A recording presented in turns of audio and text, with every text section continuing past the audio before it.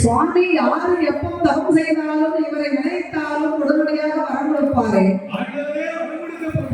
இன்று 12 ஆண்டு காலம் செய்த தவத்தின் மகிமையினால் கைலாசமே நடுங்குகின்றது. ஏன் இவர் இன்று இதை கண்டுபிடாம இருக்காரு? ஆதிபராசக்தி சிவபெருமானை அழைத்தா பரமேஸ்வரா கைலை மலையை நடக்கக்கூடிய அளவுக்கு தவம் இருக்கின்றார்கள். அவர்களுக்கு தவத்தை நீங்க பார்க்கவில்லை.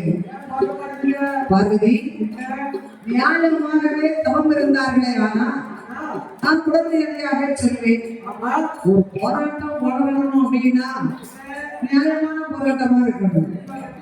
ஒரு வம்பு வழக்கு பேசினாலும் நியாயமான பேச்சா இருக்கணும்.